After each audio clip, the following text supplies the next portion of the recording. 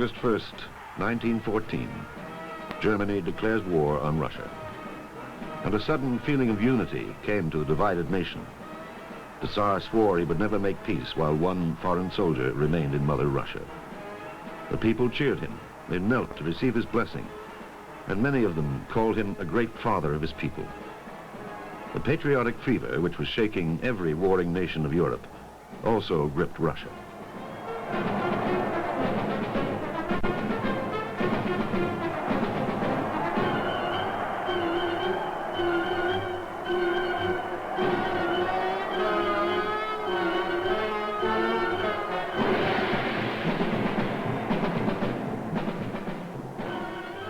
An army of 1.5 million was mobilized in the first week of the war. Volunteers on their way to the greatest human slaughter ever known.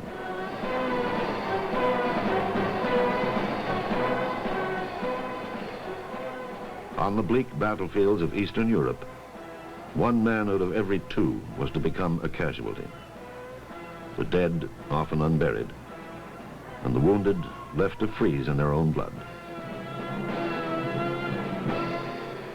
At the outbreak of war, the Bolshevik leader Lenin was expelled from Poland and moved to Bern in Switzerland. Here he met with a small group of fellow revolutionaries in a wood near the city. Lenin analyzed the probable consequences of the war in terms of what he advocated, turning what he called an imperialist war into a civil war.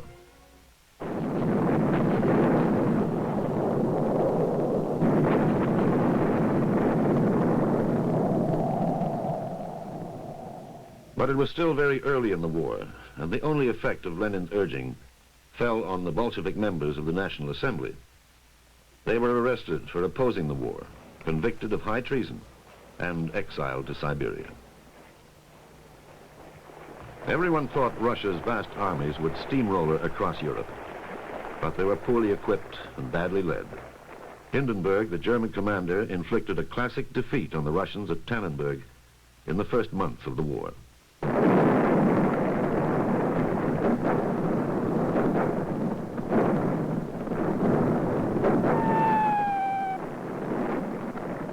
The Germans cut off and surrounded the Russians. In that 1 month, the Russians suffered 300,000 casualties, taken prisoner, wounded, or dead. The commander-in-chief, the Tsar's cousin, was removed from his post.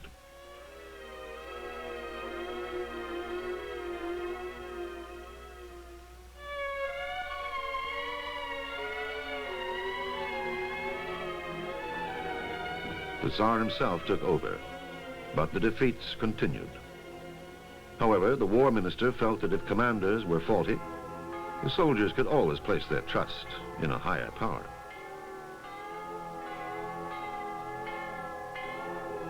Faith was hardly enough. 1 man in 3 had no rifle.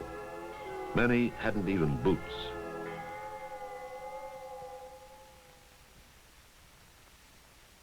At the palace of Tsarskoe Selo, where the Empress lived with her children, another and more extraordinary religious influence had arisen. Rasputin, a drunken, uncouth peasant, had an uncanny hold on the Empress, who believed that his mystic powers could cure her invalid son. As her favorite, Rasputin had wheedled his way into the highest places. His reputation as a lecher never lessened his magnetic attraction for fashionable women, and the Empress was spellbound. Moscow cartoonists, however, saw things differently.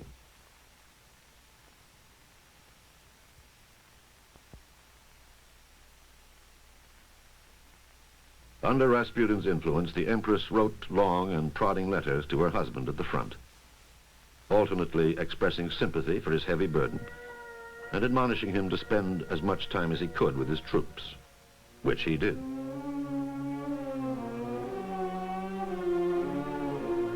Also, there were a great many wounded to console.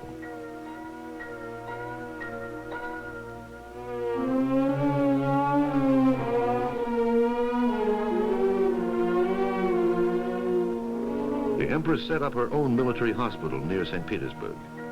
The flood of dying and wounded from the front had increased as the Russian army was pushed steadily back by the forces of Hindenburg.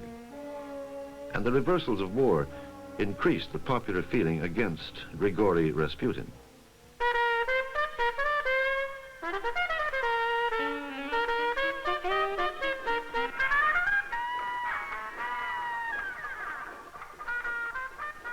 In December 1916, Rasputin was invited to the house of Prince Yusupov in St. Petersburg.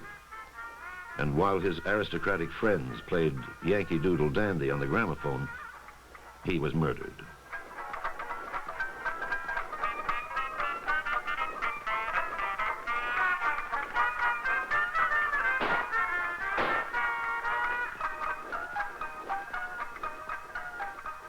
The conspirators bundled his body from the house. They had fed him massive doses of cyanide in cakes and wine. Then they shot him through the heart, shot him again, and battered his head in. Finally, they dumped his body in the river.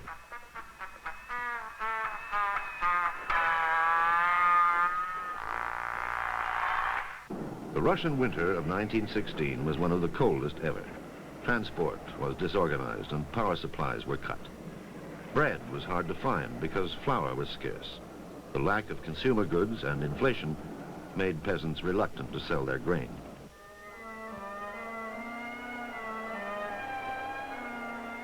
Sadly, and without enthusiasm, the army shivered its way through the frozen months. After the humiliation of defeat had come the bleak miseries of Russian winter.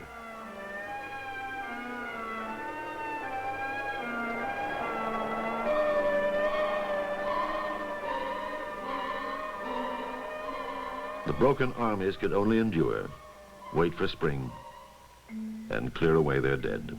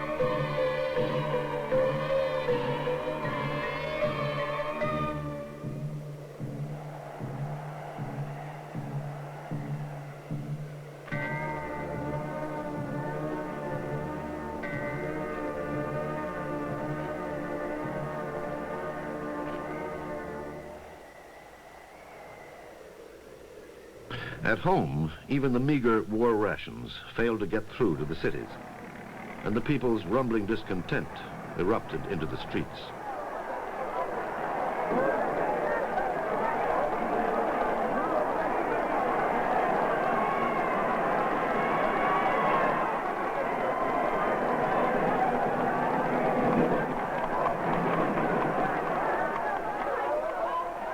On February 23rd, there was a general strike in St. Petersburg. Nearly 100,000 workers joined in the demonstrations. Stop the disturbances in the capital, the Tsar ordered, but it made no difference.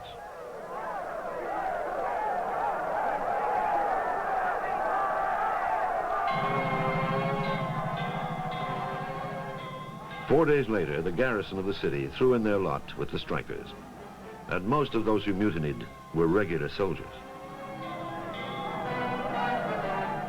It was the turning point, for without military force, there was no means of restoring order, and the fate of St. Petersburg, of Russia, and of the Tsar was now in the hands of the people.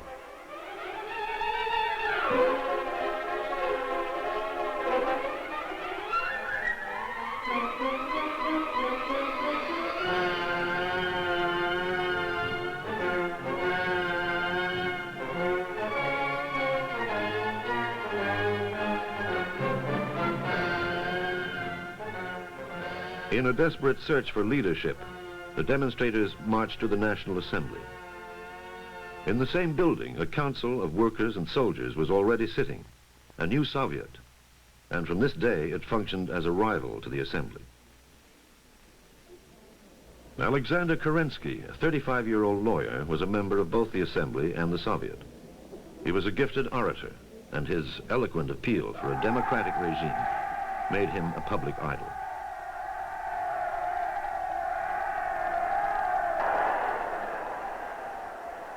When the troops at the front heard of the riots in the capital and were told that the Tsar might fall at any moment, they cheered and laughed and waved their banners like everyone else, thinking, no doubt, that a new government might end the war.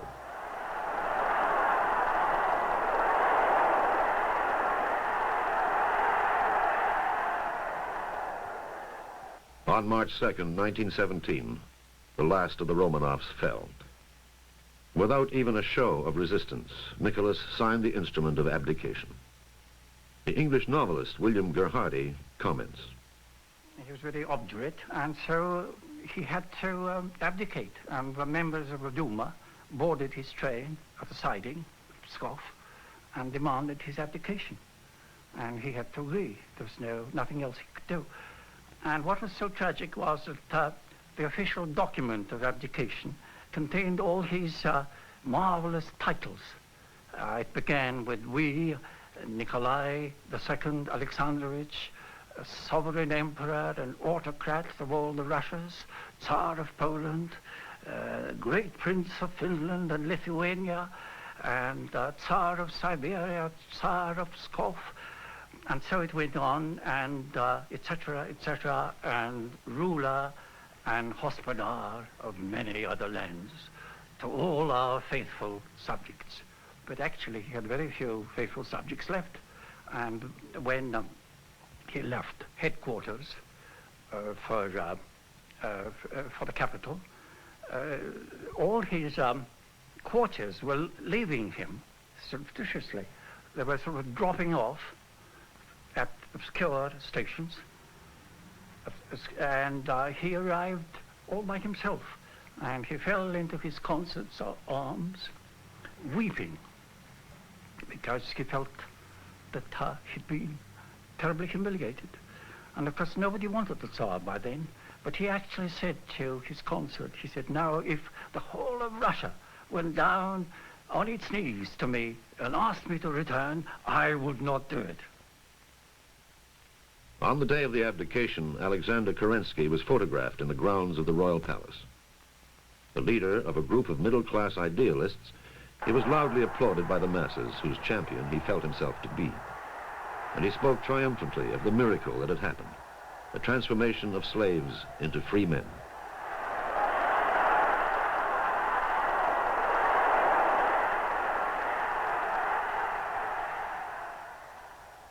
A coalition government was formed of the right and the center. The prime minister was the conservative Prince Lvov, and Kerensky was Minister of Justice. Mobs sacked and looted the old Tsarist offices. They destroyed the police headquarters and stormed the jails. Of more practical value was the release of over 1,000 political prisoners.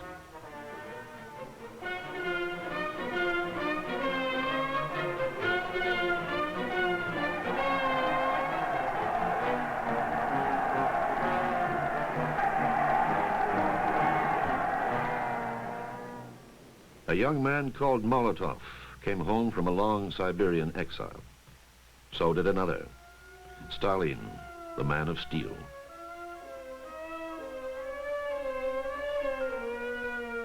At the outbreak of war, Lenin had taken refuge in Switzerland, and he was now living in Zurich, writing propaganda and keeping in touch with the Bolshevik underground in Russia. When news reached him of the February Rising, he was living above a restaurant in the old quarter of the city. The February Rising surprised him, but he immediately wrote to Russia with plans of action. He decided to leave Switzerland for St. Petersburg and the revolution as soon as possible. When he left for home, Lenin had been away from Russia for over 10 years, and he was traveling with fellow revolutionaries who had spent their years of exile waiting for this moment. They crossed Germany in a private train, and their safe passage was guaranteed by the Kaiser. The German government saw an obvious advantage in helping those who were so violently opposed to Russia's being in the war.